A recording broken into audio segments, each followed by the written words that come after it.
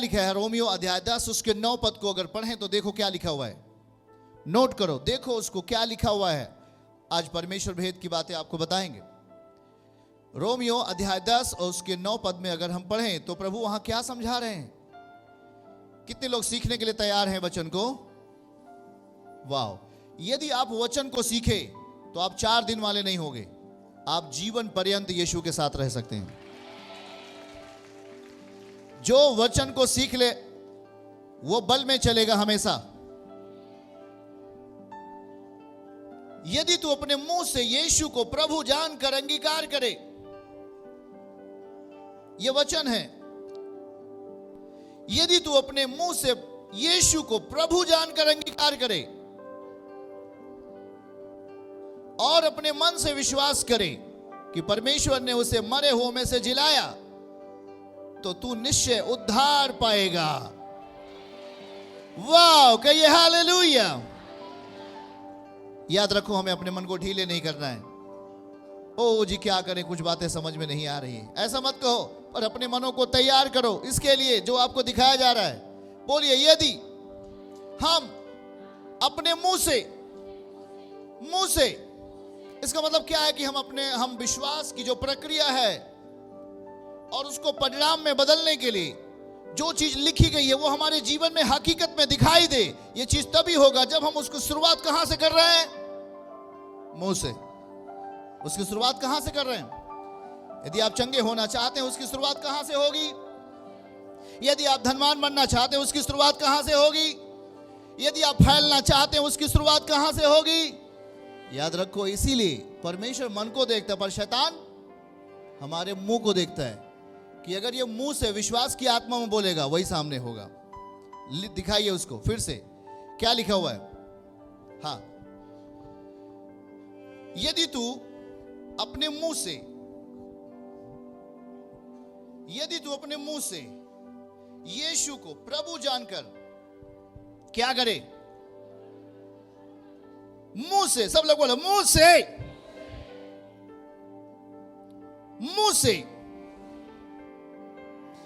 से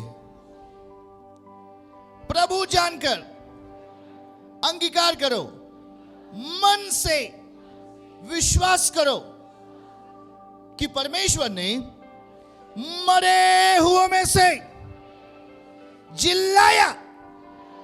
यह चीज अंगीकार करना है। किससे? मुंह से यीशु को प्रभु जानो, अंगीकार करो, मन से विश्वास करो कि परमेश्वर ने उसे मरे हुओं में से जिलाया, तो तू निश्चय उद्धार पाएगा। याद रखो, हम उद्धार के रास्ते पे होंगे। इसलिए जब हम मसीह के साथ आते हैं तो याद रखो कि हमारी जुबान बहुत महत्वपूर्ण है। अगर हमारे मन में किसी प्रकार की ऐसी बातें हैं जो परमेश्वर को पसंद नहीं है तो उसे जुबान पर नहीं आने दे, उसे अंदर ही खत्म करें, उसे गिरा दें। याद रखो इस बात को कि जो आप जुबान से बोल रहे हो आप उस चीज को सामने ला रहे हो।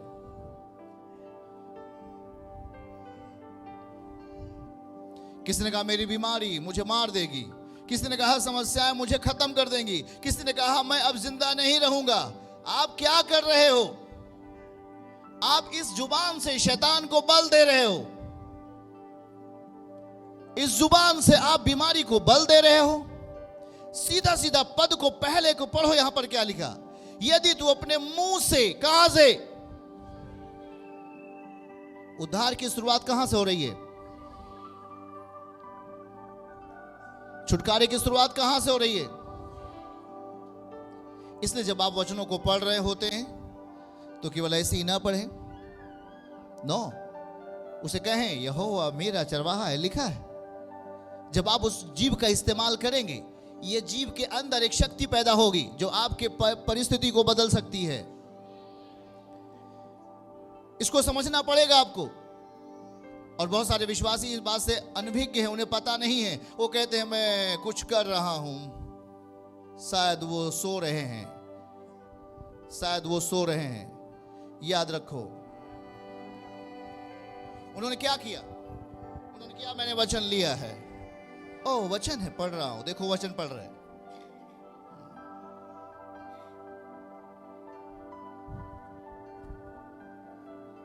पढ़ लिया? नो, ये प्रभावशाली नहीं है, खोलना है। यहोवा मेरा चरवाहा है, हाँ यहोवा मेरा। इसलिए याद रखो, जो लोग पढ़े, जो लोग नहीं पढ़ सकते, उन्हें बोलना पड़ेगा वचन को अपने जीभ से। जब आप वचन को जीभ से बोलोगे, आप अपनी बुरी परिस्थिति को हरा रहे हो। हालेलुया।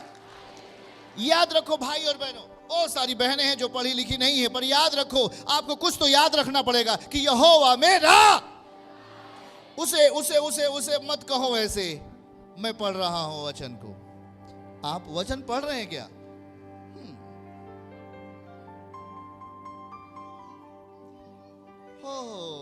पढ़ लिया। कितना पढ़ गया? एक किताब पूरा पढ़ लिया।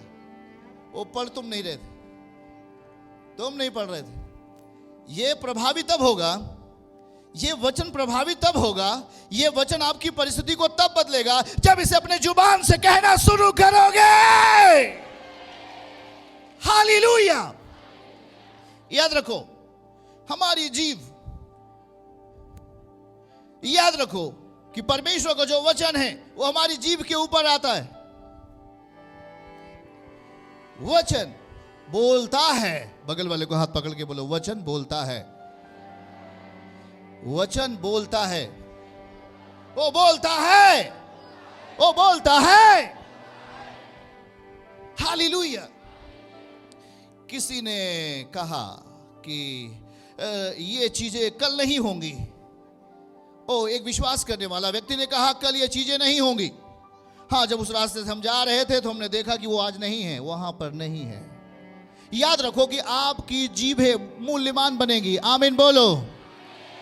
दिखाइए फिर से उस पद को। बाइबल सीधा सीधा कहता है कि हम अपने मुंह से, पहला शब्द क्या आया? वचन सीखो। प्रियजनों, वचन सीखो। हम सीखना शुरू कर रहे हैं। जब आप सीखोगे तो आप एक लड़ाकू मैन बन जाओगे। यदि तू अपने मुंह से यीशु को, मुंह से, इसका मतलब जो शुरुआत हो रही है वो कहां से हो रही है? जो शुरुआत हो रही है वो कहां से हो रही है? हां, उसने कहा यीशु को मुंह से अंगीकार करो। जब यीशु को हम अंगीकार करते हैं अपने जीभ में, हम यीशु को ताकतवर बना देते हैं अपने अंदर। सच है, हम यीशु को बलवान बना देते हैं। ओ जी, मैं जा रहा हूं। कहां पर? कमाने के लिए जा रहा हूं। कमाने के लिए जा रहे हो? ठीक है, मैं जा रहा हूं, मेरे लिए एक सही रास्ता होगा। मैं जा रहा हूं, मुझे एक अच्छा काम मिलेगा। मेरा विश्वास है मुझे एक अच्छा काम मिलेगा और मैं वहां काम करूंगा, काम को पूरा करके वापस आऊंगा यीशु मसीह के नाम में। हमने उन सही बातों को अंगीकार किया अपने जीभ के द्वारा। आमीन बोलो। अगर हमने कहा नहीं, लगता है कि कुछ नहीं होने वाला, लग रहा है कि मैं अब कुछ नहीं पाऊंगा, आपने यीशु को अपने अंदर कमजोर बना दिया। देखो उस पद में क्या लिखा है? मुंह से यीशु को अंगीकार करो, मन से विश्वास करो। मुंह से क्या करना है? मतलब आपकी जुबान ये परिभाषित करेगी कि मेरे सामने क्या होना चाहिए। मन तो शांत होता है, मन को कौन देखता है? कोई मन को देख रहा है क्या? ओ, मन में जो चीजें हैं, अगर वो बाहर सही शब्दों में आ रही हैं, वचन के अनुसार, अगर आप उसे बाहर लेके आ रहे हो, वो चीजें आपको फलवंत करेंगी यीशु मसीह के नाम से। आमीन। हाँ, इसलिए इस बात को सीखो। कभी मत कहो अगर आप एक विश्वासी हैं, कभी मत कहो अगर आप यीशु पर विश्वास करती हैं, करते हैं, कभी मत कहो वो गरीब रहेगा, वो कभी अमीर नहीं बन सकता, वो कभी चंगा नहीं होगा, कभी उसकी परिस्थितियां नहीं बदलेंगी, वो सेम वैसे ही रहेगा। नहीं, याद रखो हम अपनी जुबान में किस चीज को लेकर चलते हैं? परमेश्वर को। हम यीशु को अपने जीभ में लेकर चलते हैं। आमीन बोलो। हां, जैसे मैं किसी दुष्टात्मा से बात कर रहा हूं, हे दुष्टात्मा, तू अभी जिस किसी के तू अंदर है, अभी तू बाहर निकल।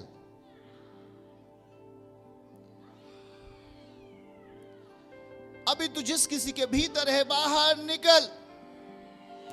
मैं तुझे घायल करता हूं अभी, मैं तुझे घायल कर रहा हूं अभी, मैं तुझे घायल कर रहा हूं अभी। याद रखो, जो चीजें हमारे अंदर हो रही हैं, मैंने यीशु को अपने जीभ के ऊपर ले लिया है। अब वो आपकी जीभ साधारण नहीं है। आमीन बोलो। इसीलिए जब पड़ोसी गाली देता है तो मैं चुप रहता हूं। मुझे चुप रहना चाहिए। मेरे अंदर यीशु गाली देने के लिए नहीं, मेरे अंदर यीशु किसी को बनाने के लिए है। चले चले चले चले चले यिर्मयाह अध्याय 1 उसके 9 और 10 देखो, नोट करो अपने डायरी में। यिर्मयाह की किताब पहला अध्याय 1 और 9 और 10। ओके, याद रखो, ये आपको महत्वपूर्ण बनाएगी। आमीन बोलो। लिखा गया है, तब यहोवा ने, क्या लिखा? तब यहोवा ने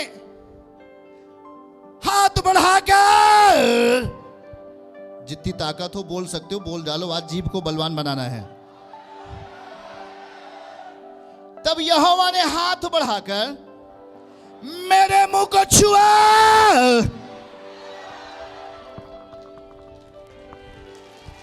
हालेलुया। याद रखो, आप जहां बैठे हो, मैं अब का से कबूतर नहीं पढ़ाने वाला, ठीक है कि नहीं? मैं आपको जो चीजें सिखा रहा हूं कि आप शैतान से लड़ोगे और उसे हराओगे भी यीशु मसीह के नाम में। इसलिए याद रखो, आपके अंदर जो पवित्र आत्मा दे रहा है वो बहुत ऊंची बात है। आमीन बोलो।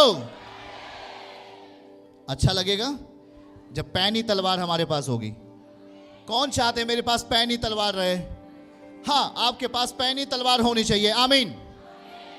किसको मारने के लिए?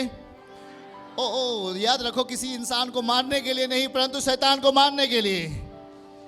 चलो 9 पद को देखो, प्रभु यहां पर क्या कह रहे थे?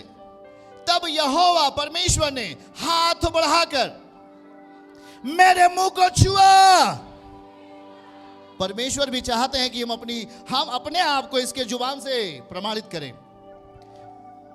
यहोवा ने मुझसे कहा, देख, मैंने अपने वचन तेरे मुंह में डाल दिए हैं। रिसीव। Hallelujah, hallelujah. याद रखो, अब परमेश्वर कह रहा है कि मैंने भी अपना वचन तेरे मुंह में। इसलिए आपकी जुबान शैतान के सामने व्यर्थ नहीं होनी चाहिए। आपकी जुबान बुरी परिस्थितियों के सामने व्यर्थ नहीं होनी चाहिए। अगर परिस्थितियां सही नहीं हैं, वो गड़बड़ हैं, तो हमें खुदा जो कह रहा है कि मैंने तेरे मुंह में अपने वचन डाल दिया। क्यों डाल दिया? आज वो हमारे जुबान में, हमारी जुबान के अंदर वचन क्यों दे रहा है? ताकि परिस्थितियां सेम ना रहें।